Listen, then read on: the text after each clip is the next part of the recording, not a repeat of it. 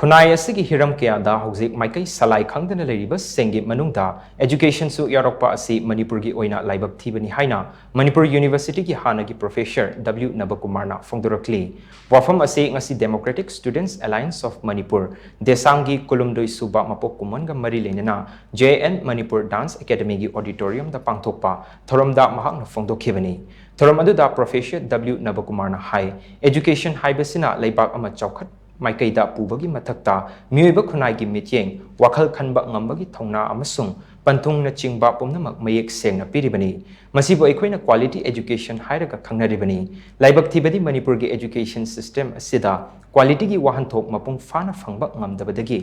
ngamdabagi fibam ama mayoknakhi adugumba tanja aduda mahairoi lob desamna lamdam asida quality education lehanabagi damag angamba thakta honaraga lakhi Houjik Khunnai asigi heeram kaya Maikei-Salai Khangdana Leiriba asida education su yaroktaba nate oirakliba fibam ase Manipur gi oinadi Laibak Thibani eikoi education system fibam soksilakpa asina maram oiraga Khunnai asida aran aswai kya thorakli education system maning halakpa haibasi Khunnai amagi chawkhat lambi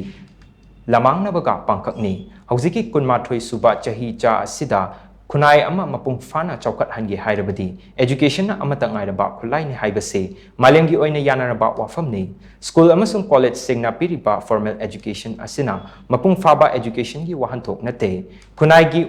wangulona piba informal education asisu yaudaba yade hairiba informal education asidi yungi ahallaman singna takpi tambigadabani Houjiki matam asida yungi ahallaman singna pigadaba informal education asi Tunggoinabagi fibam amada lakli masina Khunnai asigi lichat honglakpagi achoba maram ama oidaba nate haina Professor W Nabakumar na makhatana phongdokhi thoram aduda Model Higher Secondary School gi principal P Nipendro amasung desam gi president Mayengbam Somorjit na presidium member oina saruk yakhi thorongi saruk amu oina Churachan Higher Secondary School gi mathematics ki lecturer Salam Megachandra Chingu Maichu Khongnang thaba haina mingthon ba award asi lantoktuna ikai khumnaba utki loinana desamna thagi oina puthokpa chefong lamjing maira su hongnabi matung inna phongdokhi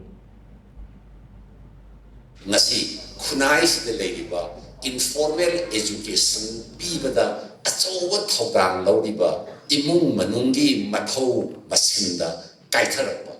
mama mapa singna sungna khakki masa singbu Khunnai gi oiba mahi masin tambagi wakhalon piramdaba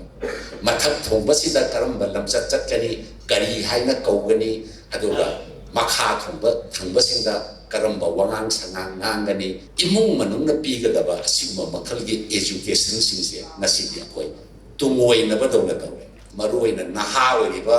nongsuplomgi education phangaba mapa mama singna masa singbu sumna kaki English ki rhyme ka thiba hiraga English ki wahai mari manga khak ngangba ngamaga masa du lai haina harau jabagi wakhalona mangasigi young parents ki mind set the lady ba wakhalona lady ba wakam se lokthok gi matam